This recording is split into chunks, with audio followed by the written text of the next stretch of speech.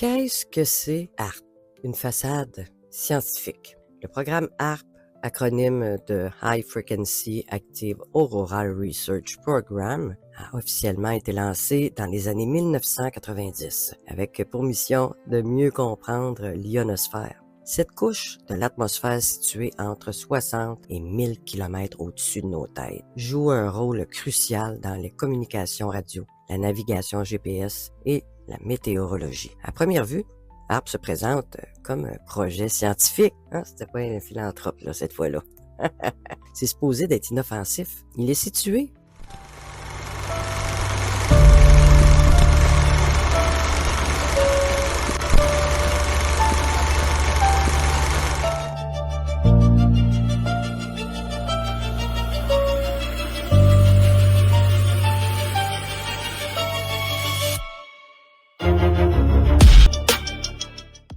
près de Gakona, une zone isolée d'Alaska, et se compose de 180 antennes formant un réseau de 33 à 35 acres.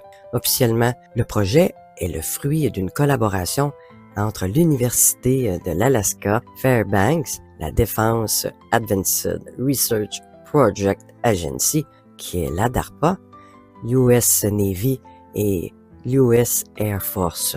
Sur le papier, l'objectif est clair. Envoyer des ondes radio à haute fréquence dans l'ionosphère. Pour étudier ses réactions et ses propriétés physiques, vont-ils arrêter de faire des niaiseries? Mais très vite, les soupçons ont surgi, car ce n'est pas une simple station météo. Non. HARP possède la capacité de transmettre plus de 3,6 millions de watts de puissance. Un chiffre astronomique qui dépasse de loin les besoins d'un projet scientifique standard. Ce niveau d'énergie peut chauffer localement l'ionosphère à des niveaux comparables à ceux du Soleil. Pourquoi une telle puissance serait-elle nécessaire juste pour observer le ciel? Dès le départ, des scientifiques indépendants, journalistes d'investigation et théoriciens de l'ombre, pourquoi de l'ombre, ont pointé du doigt une dissonance évidente entre les objectifs déclarés et la nature réelle de l'installation. Voyons, pourquoi qu'ils compteraient des menteries? Voyons donc. Ce que l'on découvre rapidement en grattant la surface, c'est que HARP n'a jamais été un simple projet universitaire. Derrière la façade académique, on trouve l'empreinte très claire du complexe militaro-industriel américain.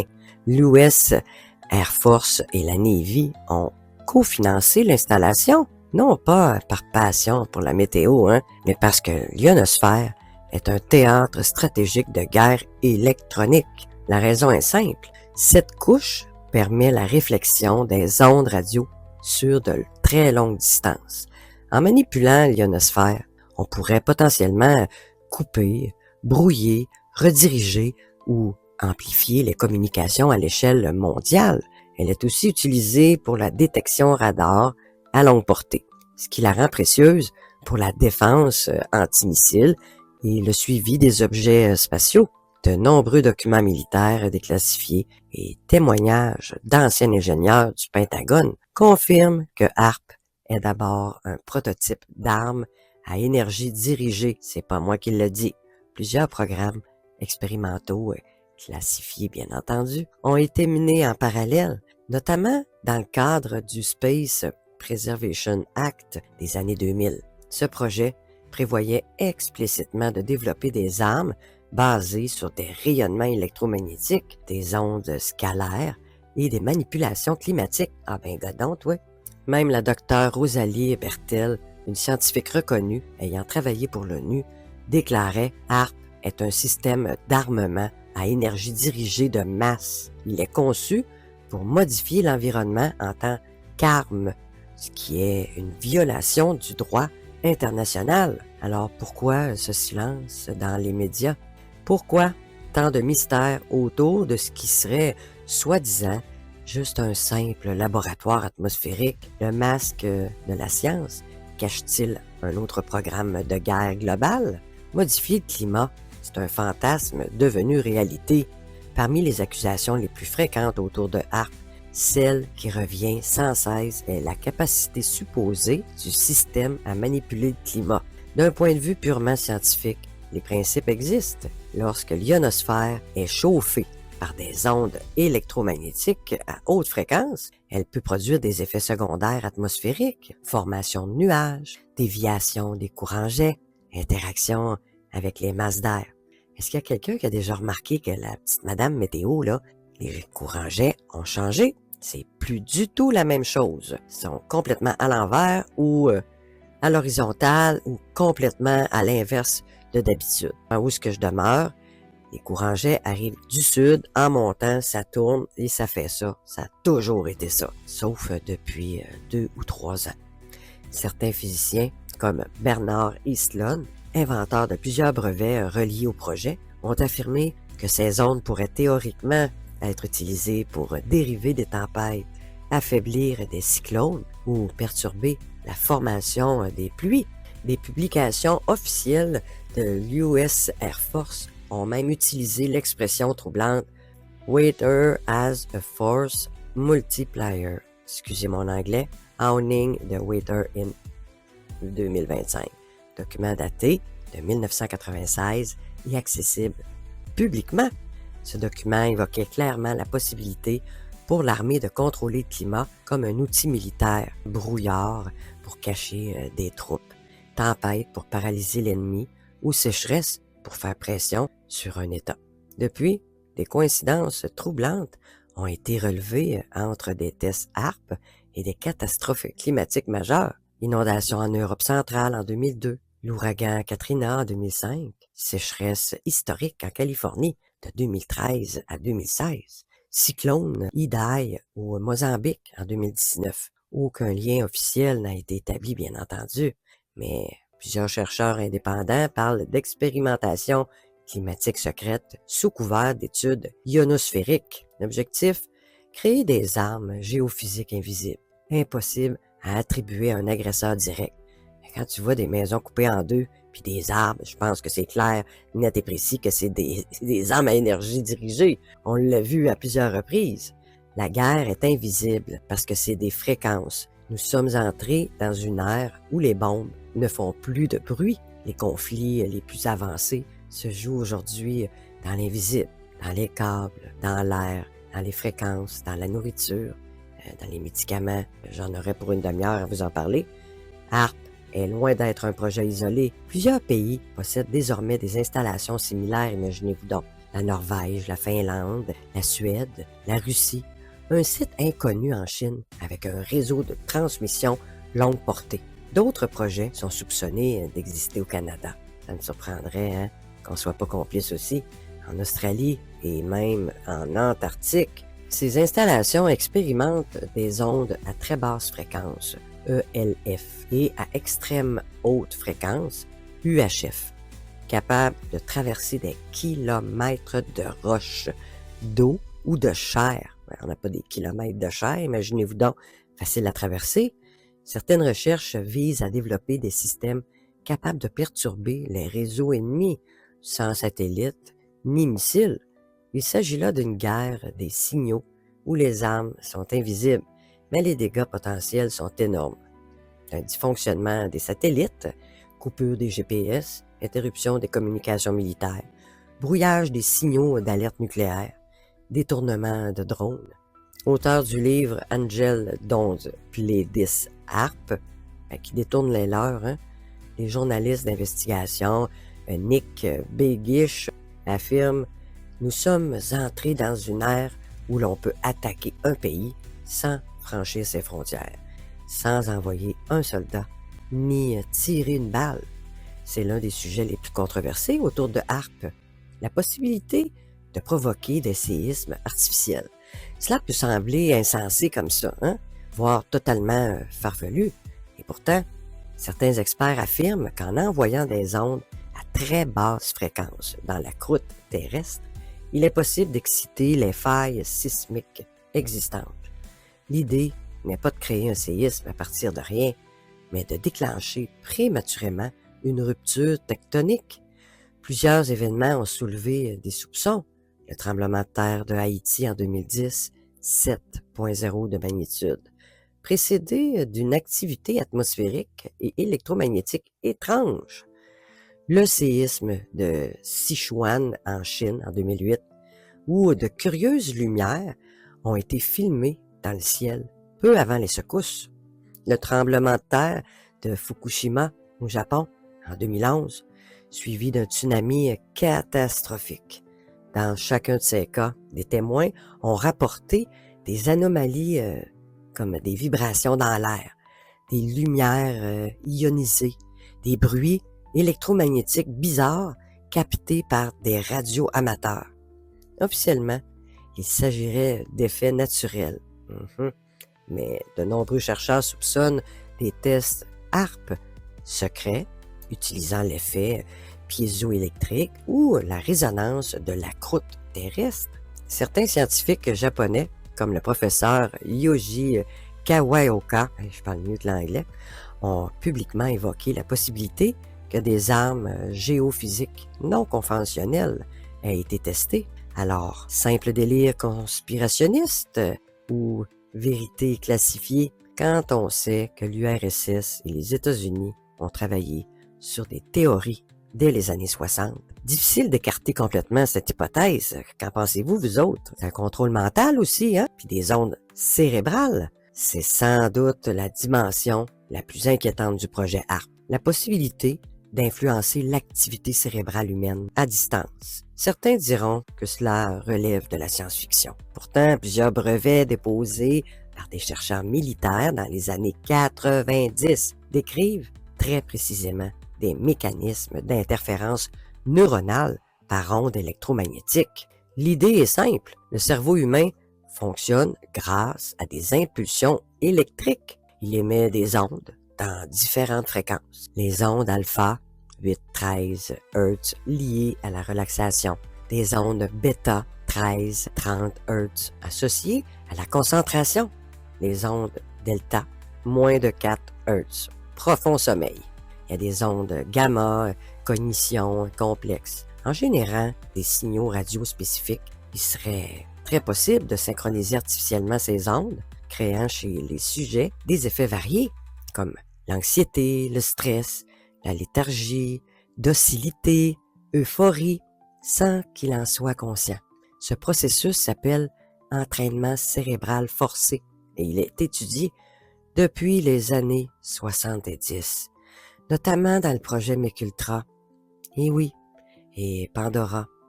Certains chercheurs avancent que HAARP pourrait théoriquement couvrir des zones géographiques entières, provoquant des humeurs collectives, artificielles, modifiant l'état d'esprit de millions de personnes en même temps. Un brevet américain, oui, a été déposé et décrit une méthode pour manipuler à distance l'état émotionnel d'un individu via des champs électromagnétiques pulsés. Il y a des brevets. Alors non, c'est pas de la science-fiction, c'est une technologie déjà conceptualisée et HAARP possède tous les outils pour l'appliquer à grande échelle. Derrière les spéculations sur HAARP, il y a des documents très concrets disponibles dans les bases de données américaines. Ces brevets ne laissent plus vraiment de place aux doutes sur les intentions réelles de certains laboratoires militaires. Qu'en pensez-vous? Voici quelques exemples clés. Un système pour modifier la ionosphère qui s'appelle US Patent 4.686.605. Et oui, c'est un système pour modifier la ionosphère, chauffer des zones localisées à haute altitude, contrôler les communications et potentiellement influencer la météo. US Patent 5.041.834. Système d'implantation de pensée à distance via des ondes radiomodulées.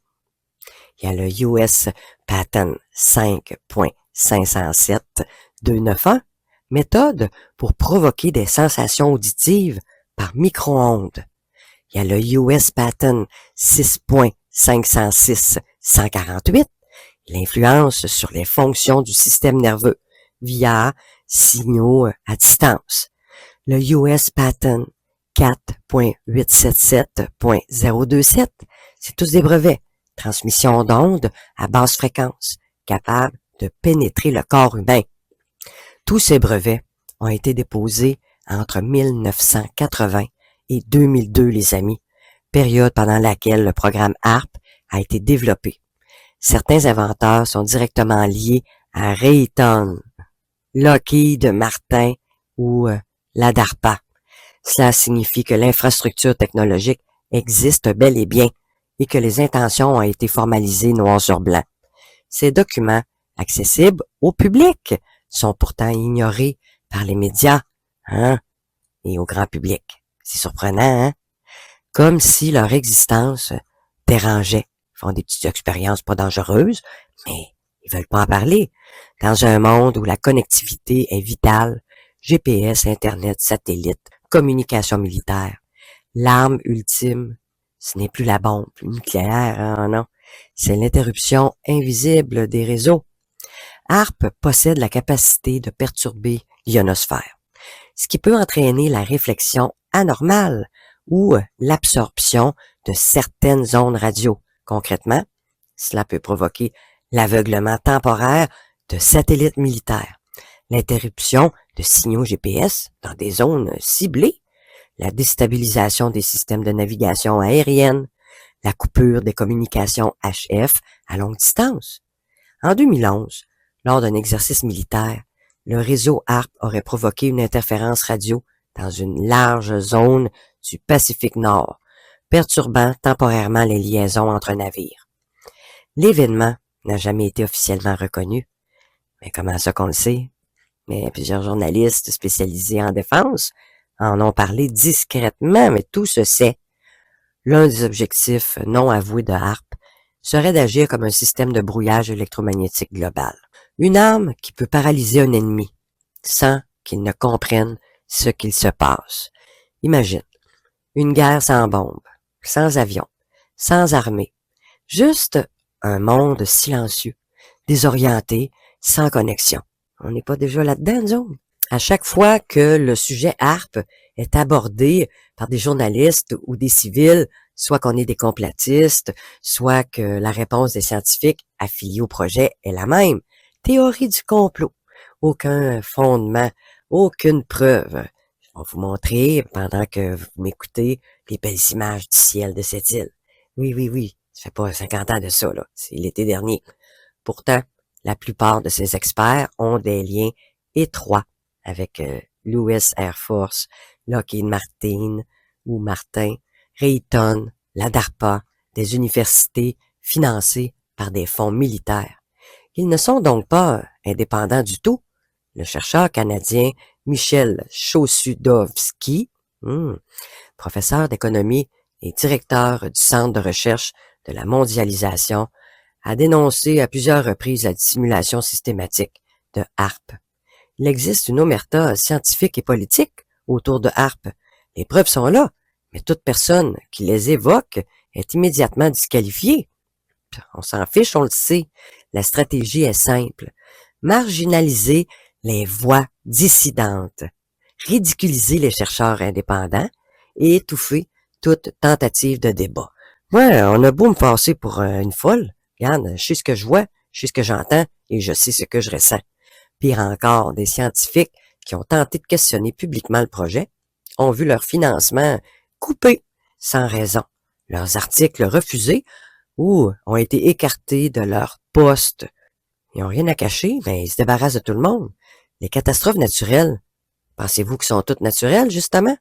Au fil des années, plusieurs événements climatiques extrêmes ont été reliés par certains analystes aux expérimentations HARP. La liste est très longue, mais quelques exemples sont particulièrement troublants. L'ouragan Harvey, en 2017, des pluies anormalement intenses, stagnation inhabituelle sur le Texas, ça restait là, ça bougeait pas pendant plusieurs jours, avec une forme quasi stationnaire. Les vagues de chaleur en Europe en 2019, des zones entières ont atteint des records historiques de température sans explication météorologique convaincante. La tempête Uri en 2021, une vague de froid extrême a touché le Texas, provoquant des pannes de courant à grande échelle. L'état d'urgence a été déclaré. Ah, qui aiment donc ça, déclarer ça eux autres. Une météo totale, contraire à la normale pour cette région. la planète se réchauffe. Ben oui, lâcher de chauffer l'ionosphère pour arrêter de se réchauffer. Plusieurs chercheurs indépendants ont relevé des anomalies électromagnétiques, encore une fois, avant ou pendant ces événements. Ce n'est pas des coïncidences. Certains ont même capté des signaux encore à haute fréquence, non naturels, via des spectrogrammes radio amateurs. Des experts, comme des géophysiciens ou des analystes, anciens présenteurs météo, ont affirmé que certains ouragans pourraient être intensifiés artificiellement. Encore une fois, aucune preuve formelle. Puis si on en avait, elle serait sûrement classifiée. Mais toutes ces coïncidences répétées, ces phénomènes hors normes et ces silences officiels ont de quoi nourrir le doute. Il n'y a pas de fumée sans feu tant qu'à moi. Les fréquences électromagnétiques émises par HAARP ne s'arrêtent pas à l'ionosphère. Elles traversent l'atmosphère, rebondissent, interagissent avec l'environnement et les êtres vivants. Plusieurs incidents inexpliqués ont été déjà documentés par des chercheurs indépendants et des associations de protection animale. En 2011, une mortalité massive de poissons et d'oiseaux a été observée en Arkansas. Environ 5000 merles morts sont tombés du ciel, tandis que des dizaines de milliers de poissons flottaient dans les rivières. Le gouvernement a parlé d'un traumatisme lié à des feux. Des poissons qui sont traumatisés d'un feu. Oh mon Dieu, mon Dieu, mon Dieu. Les témoins évoquaient plutôt des bruits sourds. Une confusion totale dans le comportement des oiseaux. Ça se garoche d'un bord puis de l'autre. Et des phénomènes lumineux étranges dans le ciel. Colin Debin, En 2013, des dauphins se sont échoués par centaines sur les côtes du Pérou. Là encore, aucune explication. Mais non, il n'y a rien d'officiel, rien de convaincant du moins. Des biologistes indépendants ont évoqué un dérèglement du champ électromagnétique local. Ben là, ils lâchent pas d'envoyer des fréquences. C'est normal que ça dérègle tout. Des études menées dans les années 2000 en Finlande ont montré une baisse significative de la fertilité des oiseaux nicheurs pendant les périodes d'émission d'ondes à haute fréquence. Les ondes peuvent désorienter les animaux, perturber leur cycle migratoire, affecter leur reproduction ou même déclencher des réactions neurologiques mortelles. Ces signaux ne sont pas audibles à l'oreille humaine, mais certains animaux qui sont extrêmement sensibles, comme les abeilles, les cétacés ou les chauves-souris. C'est peut-être pour ça que mon petit chien, des fois, il se lève vite.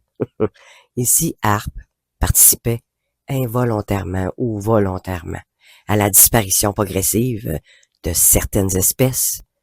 Les instances officielles n'ont jamais commandé d'études écologiques indépendantes sur le sujet. Ce silence est-tu innocent, d'après vous, ou stratégique? Les habitants vivant à proximité de la base HAARP à Gakona, en Alaska, témoignent depuis des années d'effets étranges et persistants, des migraines soudaines, des insomnies inexpliquées, des vertiges, des bourdonnements sourds dans les oreilles, de la fatigue chronique. Certains parlent de buzz constant. Buzz. Des buzz constants dans l'air, comme un courant électrique invisible qui traverse de jour leur maison. Ce phénomène est appelé de hum et été signalé dans plusieurs régions proches d'installations militaires ou de sources électromagnétiques intenses. Un collectif local de citoyens a tenté de porter plainte contre l'État fédéral, exigeant une enquête sanitaire. Leur requête a été classée et sans suite. Le gouvernement a refusé de mener des tests ou de poser des détecteurs dans les habitations, arguant qu'aucune preuve scientifique ne justifiait une telle démarche. Il ne peut pas avoir de preuves scientifiques s'ils veulent pas faire des tests. Il y a des journalistes indépendants qui ont pourtant filmé des fluctuations électromagnétiques anormales autour du site HAARP, captées avec des équipements spécialisés. Certaines familles ont même déménagé, accusant HAARP d'avoir ruiné leur santé mentale et physique. Mais dans cette zone reculée, peu peuplée, loin des caméras, les voix des habitants ne résonnent pas bien fort, hein, ni bien loin. Je vais faire une deuxième épisode sur ce sujet parce que je suis loin d'avoir terminé. Je vous laisse là-dessus. Laissez-moi vos commentaires pour me dire qu'est-ce que vous en pensez. Et merci d'avoir regardé.